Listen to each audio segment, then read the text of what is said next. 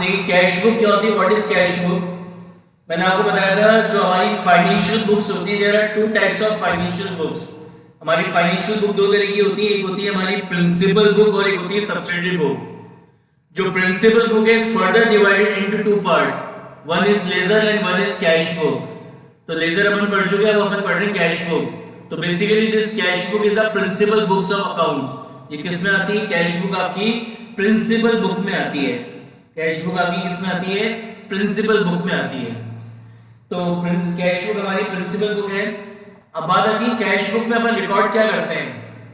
तो those transaction in which there is a cash inflow और cash outflow, ऐसी transaction जिसमें या तो बिजनेस में कैश का या चेक का इनफ्लो होता है, या हम ऐसी ट्रांजेक्शन जिसमें हम कैश का आउटफ्लो हो रहा है या हम पेमेंट चेक से कर रहे हैं, that transaction, that recipient payment transactions are recorded in the cash book. जो हमारी नॉन कैश ट्रांजेक्शंस होती हैं, non cash transaction like credit purchase, credit sale, तो those transaction which is non cash, यानी जिसमें हमारा बिजनेस में कैश का इनफ्लो या आउटफ्लो नहीं हो रहा, तो that transactions are not recorded in the cash book, उसको हम कैश बुक में रिकॉर्ड नहीं करते, राइट। तो कैश बुक में कौन सी transaction, which transactions are recorded in the cash book, all the cash transactions and banking transaction of receipt and payment are recorded in the cash book. Now there are four types of cash book: single column, double column, three column and petty cash book. तो अभी आपके syllabus में ये double column cash book नहीं है, बाकी ये single column, three column और पेटी कैश बुक ये आपके सिलेबस में है। तो अभी अपन को इस चैप्टर में तीन कैश बुक पढ़नी है, single column, three column and petty cash book. This double column cash book is not in our syllabus. Now सबसे पहले अपन स्टार्ट करते हैं with single column cash book, with single column cash book.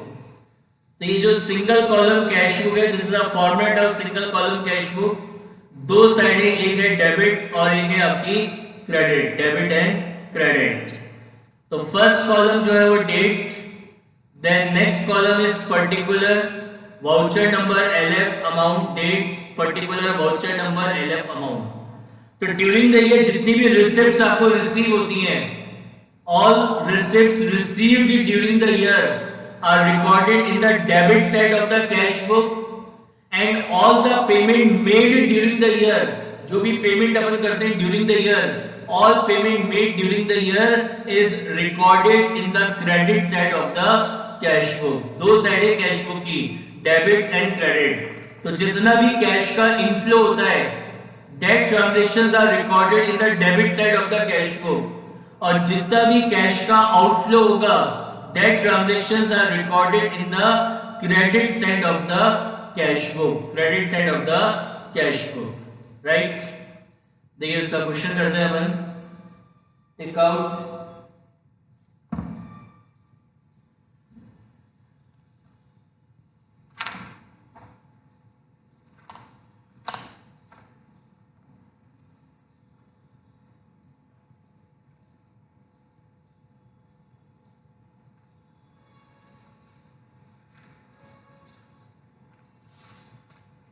Take out illustration number 1.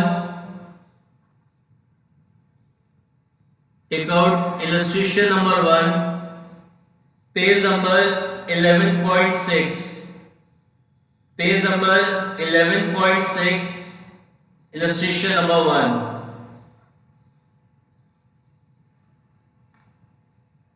क्या कह रहा है? Enter the following transaction in the single column cash book.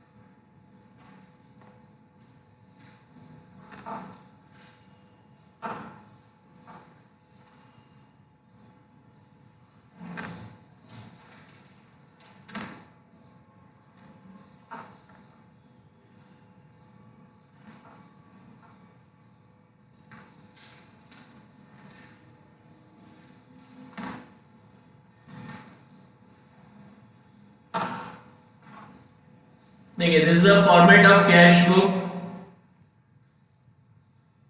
There are two sides, debit and credit. Date, particular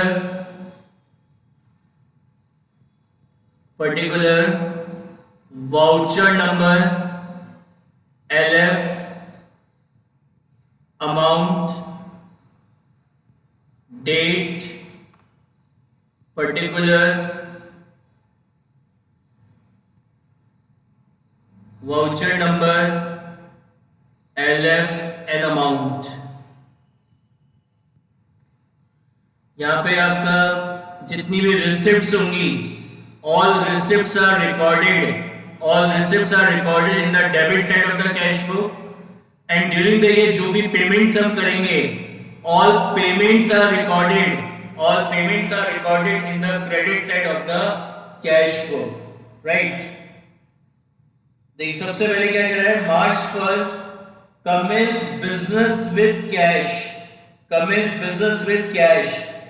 तो business में क्या आ रहा है, वो बिजनेस का ओनर बिजनेस को कैश दे रहा है, यानी बिजनेस में कैश आ रहा है किसके नाम से, कैपिटल. तो यहां लिखेंगे 2020 1st March to capital account, और कितना कैश आ रहा है बिजनेस में, 20,000 का. कितना कैश आ रहा है, 20,000. फिर है बॉट गुड्स फॉर कैश. अपन एक गुड्स परचेज करें कैश में, तो इससे कैश का आउटफ्लो होगा. गुड्स परचेज करेंगे तो अपन क्या करेंगे, उसका पेमेंट करेंगे जो गुड्स हमने परचेज करे हैं. तो पेमेंट साइड में हम उसको रिकॉर्ड करेंगे बाय परचेज अकाउंट 5,000. उसके बाद है सोल्ड गुड्स फॉर कैश.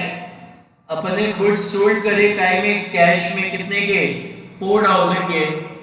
तो अपन ने गुड्स सोल्ड करे कैश में, तो सेल करेंगे तो बिजनेस में कैश का इनफ्लो होगा.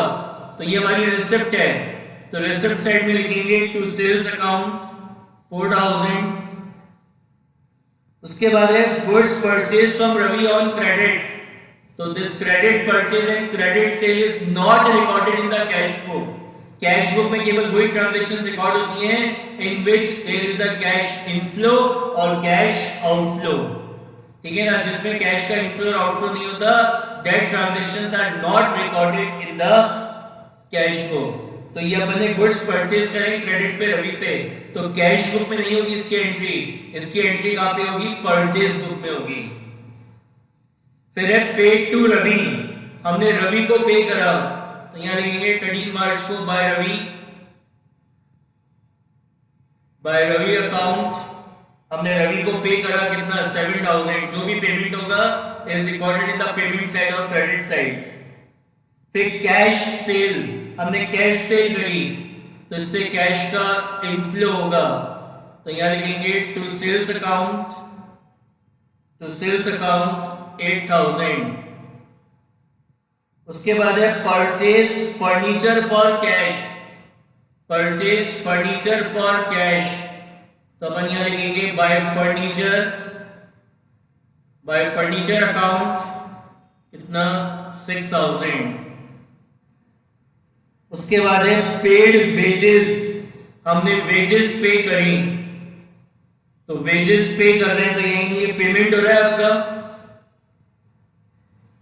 तो पेमेंट साइड में लिखेंगे बाय वेजेस अकाउंट. कितनी वेजेस पे करी है, 380. उसके बाद है पेड रेंट. हमने रेंट पे करा 400 का, तो यहां लिखेंगे 24 मार्च को बाय रेंट अकाउंट 400. उसके बाद रिसीव्ड कमीशन. हमने कमीशन रिसीव करा, तो यहां लिखेंगे टू कमीशन अकाउंट. कितना कमीशन रिसीव करा, 600. उसके बाद है विड्रू फॉर पर्सनल एक्सपेंसेस 1,000. तो ये हमारी ड्राइंग हो गई, तो इससे भी कैश का क्या हो रहा है, आउटफ्लो हो रहा है. तो यहां लिखेंगे बाय ड्राइंग अकाउंट कितना, 1,000. उसके बाद है पेड सैलरी, हमने सैलरी पे करी, तो यहां लिखेंगे 31 मार्च को बाय सैलरी, इससे कैश का आउटफ्लो होगा, कितना है 900, हो गया। अब देखो इस कैश बुक को क्लोज कैसे किया जाता है। आप यहां लिखेंगे टोटल रिसिप्ट, क्या लिखेंगे टोटल रिसिप्ट, यहां लिखोगे आप टोटल पेमेंट, टोटल पेमेंट, तो टोटल करेंगे रिसिप्ट्स का, तो ये आ गया 32,600, टोटल पेमेंट करेंगे तो ये पेमेंट आ रहा है 20,680, तो आपकी इस कैश बुक का डेबिट बैलेंस है, दिख रहा है डेबिट बैलेंस, मतलब कैश बुक की डेबिट ज्यादा है क्रेडिट कम है। तो ये जो आपकी सिंगल कॉलम कैश बुक होती है, इसमें जो अमाउंट का कॉलम होता है ये आपका कैश कॉलम होता है, और ध्यान रखिएगा जो कैश बुक का जो कैश कॉलम होता है उसका हमेशा डेबिट बैलेंस होता है। Cash column of the cash book is always having a debit balance. क्यों? क्योंकि जितना कैश हमारे पास होगा उतना ही तो पेमेंट करेंगे। हमारी जेब में अगर 500 रुपीज है तो 500 रुपीज तक है तो पेमेंट कर सकते हैं। ऐसा थोड़ी होगा कि जेब में 500 है और हमने पेमेंट कर दिया 600 का, नहीं हो सकता ना। तो सेम चीज यहाँ पे कि जितना कैश आएगा उतना ही पेमेंट हो सकता है, जितना कैश है उतना ही पेमेंट होगा, जितना कैश है उससे ज्यादा पेमेंट नहीं कर सकते आप। इसलिए जो सिंगल कॉलम कैश बुक होती है इसमें जो अमाउंट का कॉलम है it is a cash column, और कैश बुक के कैश कॉलम का हमेशा डेबिट बैलेंस होता है, ऑलवेज डेबिट बैलेंस। ये आपके एग्जाम के लिए बहुत इंपॉर्टेंट क्वेश्चन है कि what is the balance of cash column of cash book, तो it is always having a debit balance, कभी उसका क्रेडिट बैलेंस नहीं होता। क्लियर है क्यों नहीं होता? क्योंकि जितना कैश हमारे पास अवेलेबल है उतना ही पेमेंट कर सकते हैं, उससे ज्यादा नहीं कर सकते। जेब में 500 है तो 500 तक आप पेमेंट कर सकते हो, 500 जेब में तो किसी को 600 का पेमेंट नहीं कर सकते आप। तो जितना कैश होगा उतना ही पेमेंट होगा, उससे ज्यादा नहीं हो सकता। इसलिए इस कैश बुक, ये जो हमारा कैश बुक का जो कैश कॉलम होता है इसका हमेशा डेबिट बैलेंस होता है, and it is a important question from for exam. तो आप यहां लिखेंगे by balance, bye balance carry down 32,600 में से माइनस करोगे 20,680, तो ये आएगा 11,920, 11,920। अब इसका टोटल आ जाएगा यहाँ आमने सामने 32,600, 32,600। Is it clear? Any doubt? Sir sir ये जो अपनी परचेज बुक और सेल्स बुक थी उनसे अलग फॉर्मेट है ना इस कैश बुक का? हाँ सर एक बार और बता दो कि ये कैश बुक का हमेशा डेबिट बैलेंस क्यों होता है? क्योंकि जितना कैश हमारे पास अवेलेबल है हम उतना ही पेमेंट कर सकते हैं, उससे ज्यादा नहीं। अगर हमारे पास 32,600 का कैश है तो या तो 32,600 का पेमेंट करोगे, इससे कम का, इससे ज्यादा का पेमेंट नहीं हो सकता। जैसा मैंने अभी एग्जांपल बताया कि अगर आपकी जेब में 500 रुपीज है तो आप किसी को अगर पेमेंट करना है तो कितना कर सकते हो जो जेब में है, तो जेब में 500 है तो या तो 500 का पेमेंट हो गया उससे कम का, लेकिन 500 से ज्यादा का पेमेंट नहीं हो सकता। कि आपकी जेब में 500 है और कोई क्या 600 दे दो, तो कहां से दोगे जब पैसे है ही नहीं? तो समझ में आ गई बात? Okay sir. Now take out illustration number 2। कह रहा है enter the following transaction in Vivek Roy single column cash book. देखिए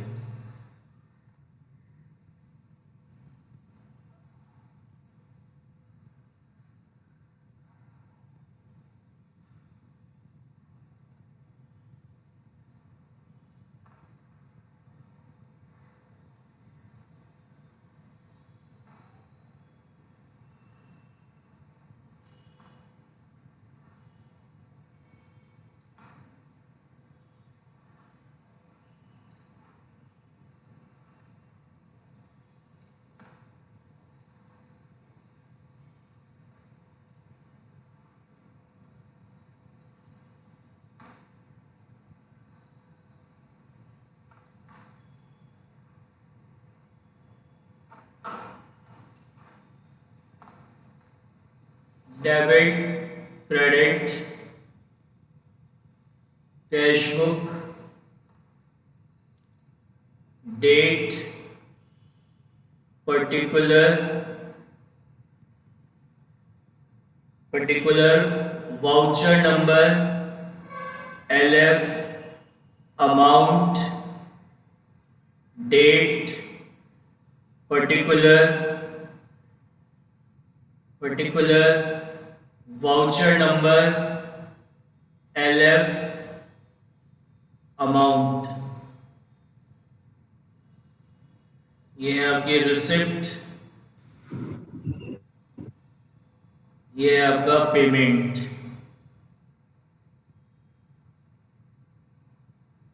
देखो, सबसे पहले दे रखा है balance of cash in hand.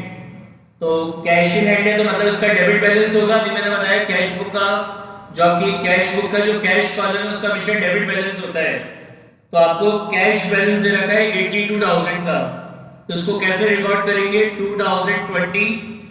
2020 first March two balance brought down. इसको इस तरीके से रिकॉर्ड किया जाता है। जब आपको इस तरीके से कैश बैलेंस दे रखा होगा तो टू बैलेंस ब्रॉट डाउन लिख के हम उसको रिकॉर्ड करेंगे।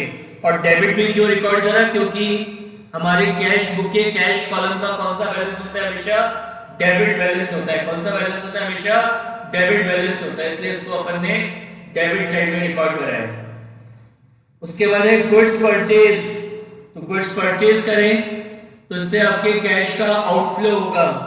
तो यहां लिखेंगे 2025 मार्च by purchase account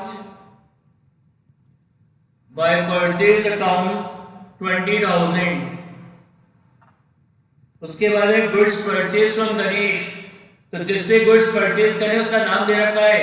it means it is a credit purchase and credit purchase is not recorded in the cash book.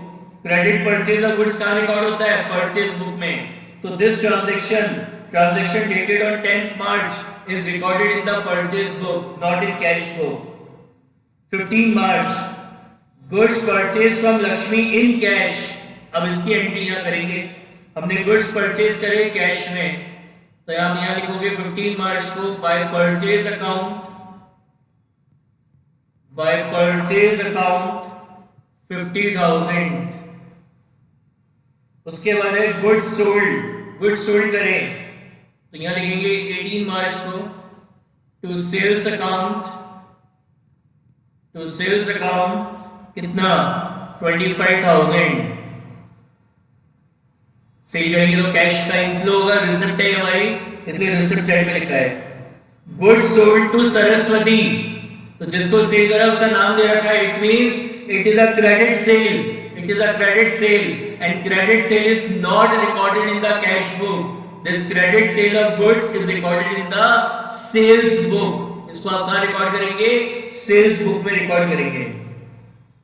Goods sold to Dev in cash, तो cell हो रही है कैश में, तो this will be recorded in the cash book. तो आप यहां लिखोगे टू सेल्स अकाउंट 15,000। उसके बाद है रिसीव फ्रॉम सरस्वती। तो कैश रिसीव हो रहा है सरस्वती से, तो कैश का इनफ्लो हो रहा है, तो इट विल बी रिकॉर्डेड। तो यहां लिखेंगे टू सरस्वती अकाउंट कितना? 30,000। उसके बाद है paid salary to office clerk को सैलरी पे करी, तो हम यहां लिखेंगे बाय सैलरी अकाउंट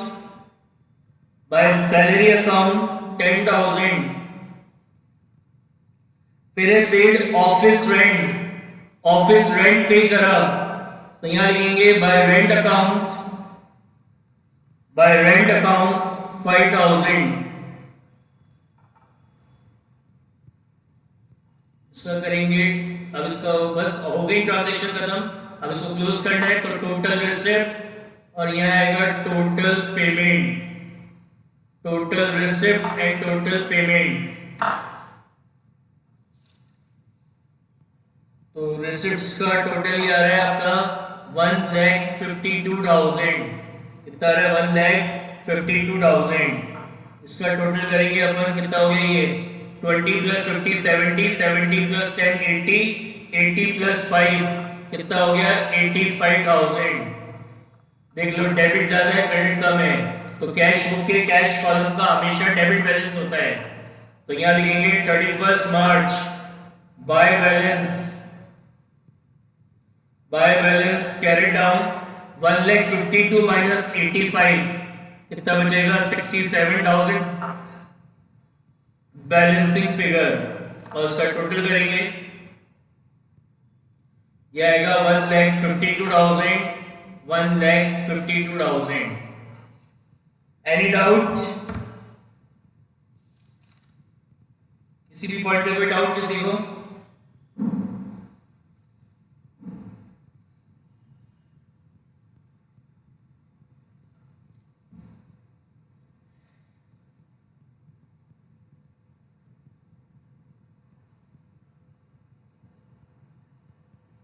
नेक्स्ट निकालिए।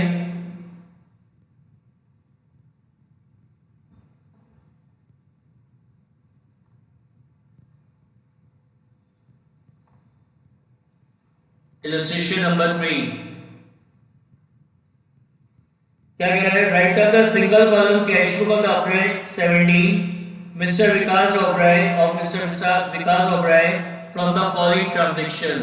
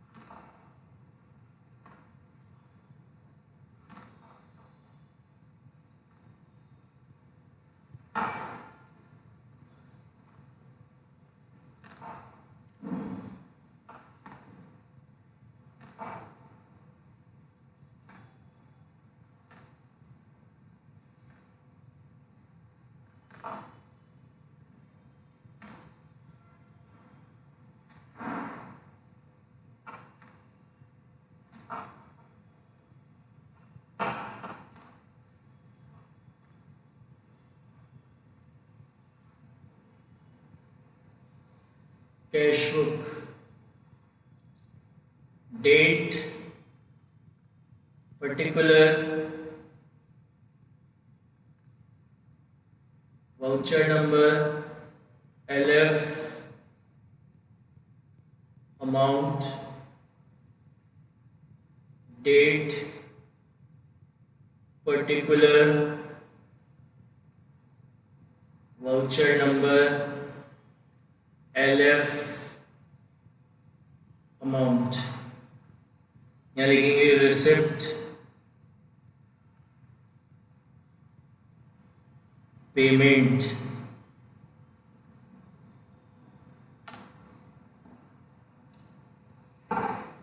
सबसे पहले लिखा है बैलेंस फ्रॉम लास्ट मंथ, मतलब ये भी एक तरीके का कैश बैलेंस आपको दे रखा है। तो क्या बताया था, जो कैश बैलेंस होगा उसको कैसे रिकॉर्ड करेंगे?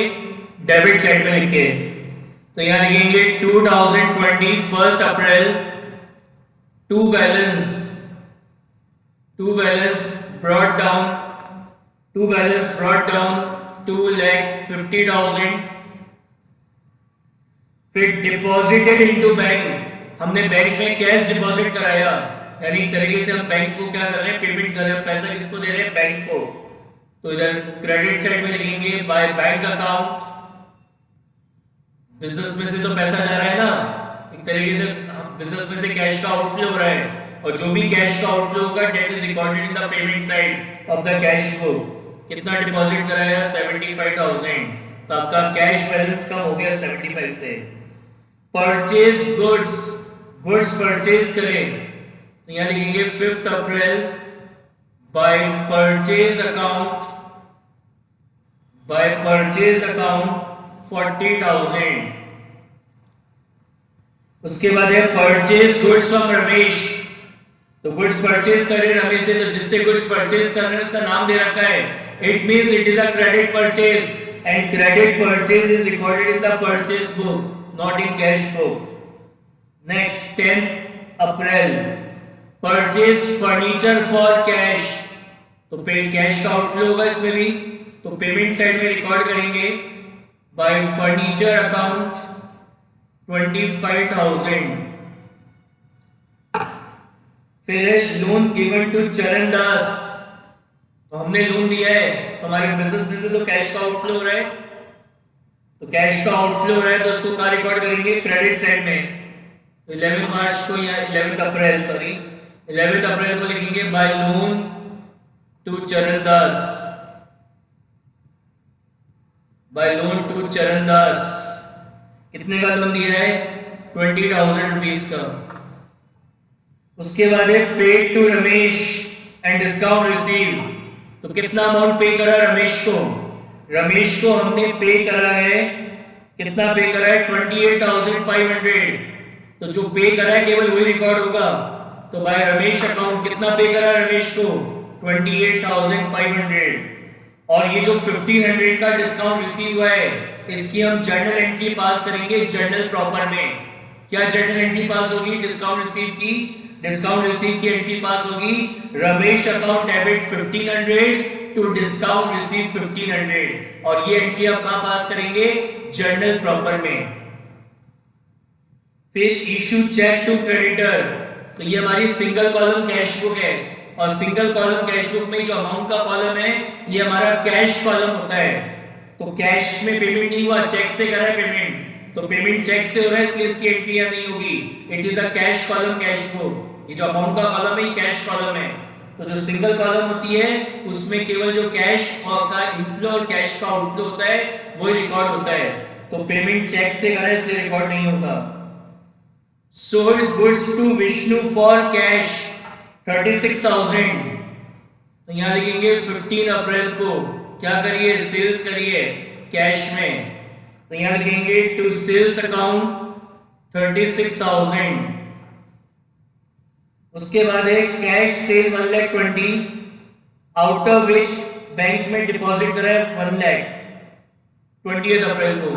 तो 16 अप्रैल को तो क्या हुआ, कैश सेल हुई, तो आप यहां लिखोगे to sales account, to sales account कितना 1,20,000। Now out of this 1,20,000 20 April को, 20 अप्रैल को हमने 1,00,000 रुपीस बैंक में डिपॉजिट करा दी इस 1,20,000 में से, तो 20 अप्रैल को यहाँ एंट्री करेंगे बाय बैंक अकाउंट कितना डिपॉजिट कराया बैंक में 1,00,000। समझ में आई गई ये ट्रांजैक्शन, किसी को कोई doubt? Next receive from Gangaram, तो यहां लिखेंगे 20 अप्रैल टू गंगाराम।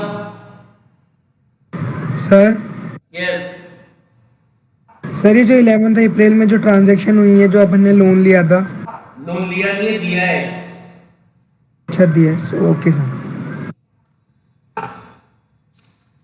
नेक्स्ट अच्छा क्या था ये, रिसीव फ्रॉम गंगाराम, तो जो गंगाराम से रिसीव हुआ वो तो ये एंट्री हो गई, और आगे लिखा हुआ था डिस्काउंट अलाउड किया 400, तो उस डिस्काउंट अलाउड को क्या एंट्री करोगे जर्नल प्रॉपर में, तो एंट्री क्या हो जाएगी जर्नल प्रॉपर में discount allowed account debit 400 to Gangaram 400।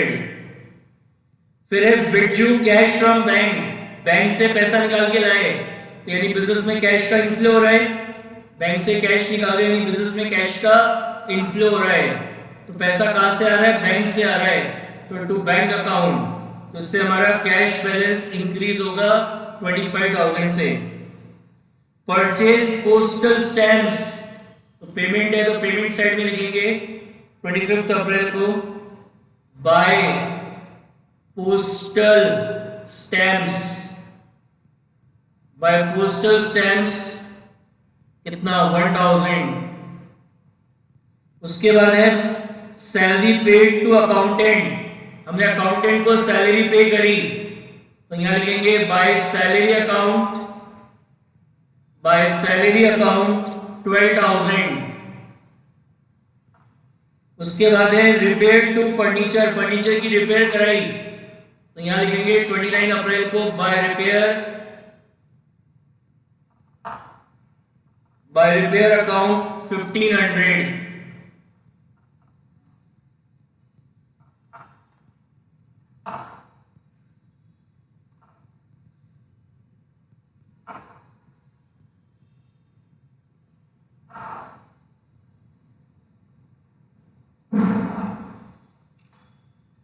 Total करेंगे आ जाएगा टोटल रिसिप्ट, ये आ जाएगा टोटल पेमेंट। तो total receipt is 4,50,600। Total payment करेंगे, कितना हुआ टोटल पेमेंट, इसका टोटल करते हैं। ये टोटल पेमेंट हुआ 3,03,000 का, हमेशा डेबिट बैलेंस होगा। तो यहां लिखेंगे 30 अप्रैल बाय बैलेंस कैरेट डाउन, कितना बचा 1,47,600। ये आएगा 4,50,600, 4,50,600। समझ में आया? कोई डाउट किसी को?